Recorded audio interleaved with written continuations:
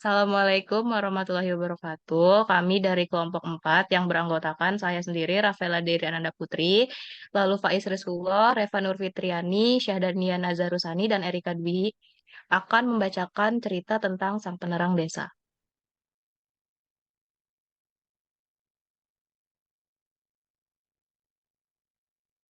Minggu adalah hari yang sibuk. Uni juga sibuk. Ia mencatat berat badan bayi. Ia juga menghibur mereka agar tak menangis saat ditimbang. Pagi-pagi tadi, ia bahkan membantu ibu memasak bubur kacang hijau untuk tamu di posyandu. Posyandu di teras rumah Puni buka setiap hari Minggu. Di antara semua staf posyandu, yang paling bersemangat tentu saja Puni. Puni juga senang karena kutu rambut Rustam sudah makin berkurang, namun tetap harus diobati. Sekarang, Puni sedang mengajari Rustam untuk memakai obat sendiri. Kata ayah, setiap orang harus bisa menolong dirinya sendiri. Puni juga bersemangat hari itu karena ia akan pergi ke desa siang ini. Setiap liburan, keluarga Puni selalu tinggal di desa.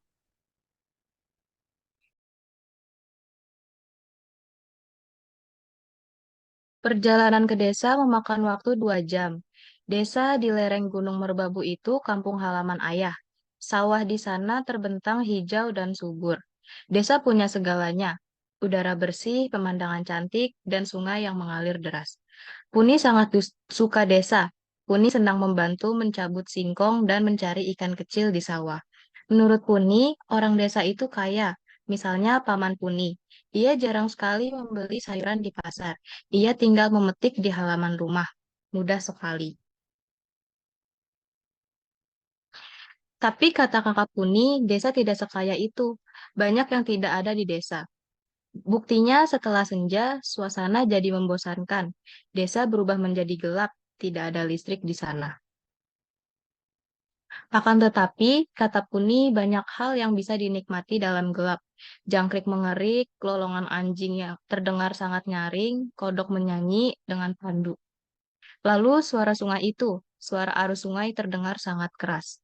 Desa itu kaya dengan suara juga. Kakaknya tertawa. Kalau desa sekaya itu, orang-orang desa tidak akan sekolah di kota. Mereka akan kembali ke desa dan tinggal di desa. Benar juga. Sepupu Puni dan anak-anak muda lain sudah pindah ke kota Puni untuk bersekolah.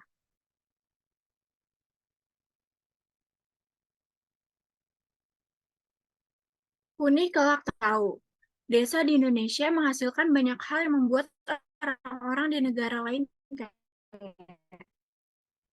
Salah satu contohnya adalah itu diolah dulu, harganya akan menjadi lebih mahal dan orang desa akan lebih sejahtera. Setelah Puni menikah, ia dan suaminya mengunjungi desa-desa di banyak negara dan mempelajari bagaimana desa-desa itu menjadi sejahtera. Orang desa harus belajar cara menolong diri mereka sendiri. Mereka harus tahu cara mengubah sumber daya alam di sekitar mereka menjadi sesuatu yang lebih berharga.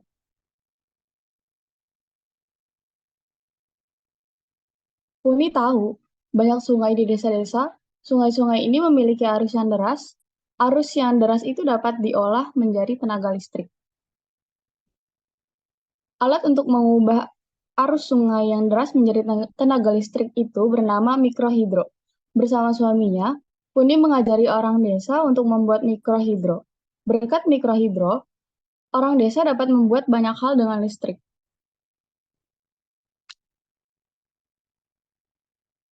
Misalnya, orang desa kini dapat menggunakan mesin elektrik untuk membuat keripik buah.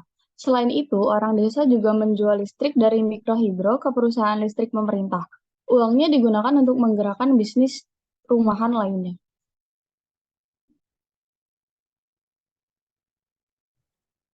Puni tidak berhenti di situ. Ia juga mengajarkan anak muda para sarjana baru dari universitas untuk mencintai desa.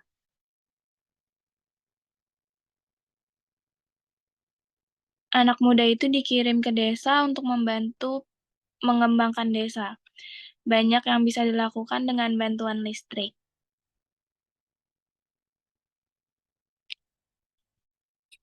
Puni sudah meraih sebagian mimpi masa kecilnya, menerangi dan membuat desa sejahtera. Ia sudah menerangi 60 desa dan akan menerangi lebih banyak lagi.